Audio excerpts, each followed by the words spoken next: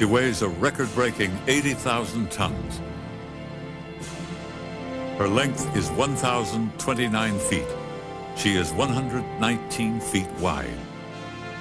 The Normandy is so large, the port of Le Havre must be dredged to accommodate her.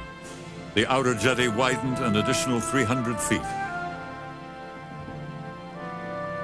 Normandy's hull design is revolutionary.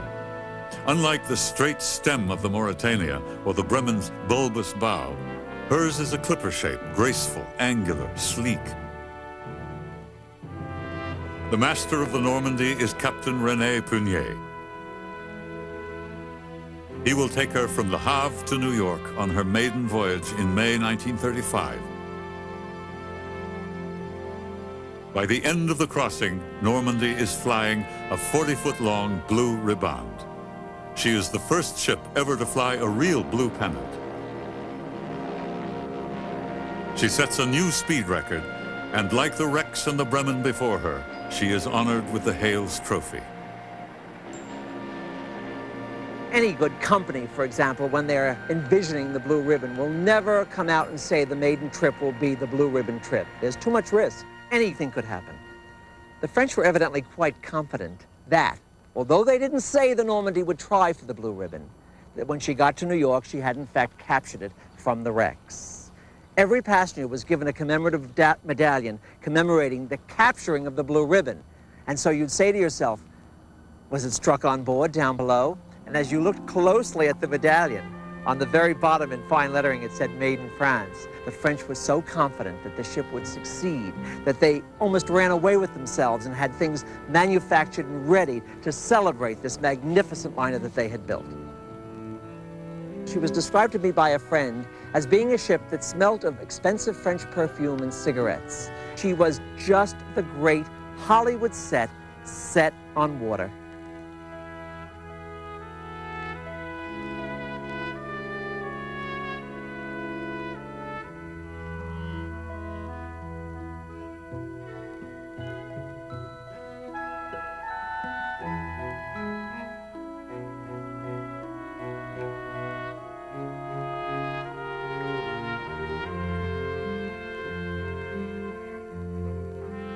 In 1935, the Normandy is the newest floating palace on the North Atlantic.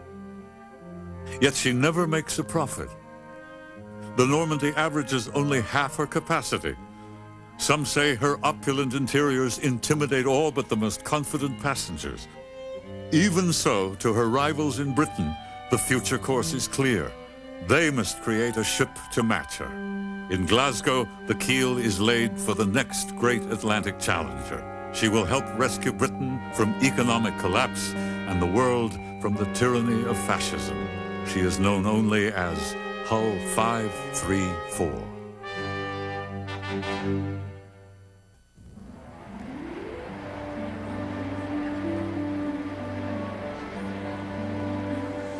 The QE2 is nearing the midpoint of her 2,900-mile return to Southampton. Today, on this vast ocean, she is a solitary sojourner. In another era, the QE2 would have had a sister ship, as the Mauretania had the Lusitania, and Bremen had the Europa, when profits could support a fleet of ships on the North Atlantic. Between 1920 and the start of the Second World War, dozens of ships crossed this ocean. Their passengers engaged in the same rituals. A morning walk, tea at 4, a formal reception. One great ship of the 30s catches the imagination of her age.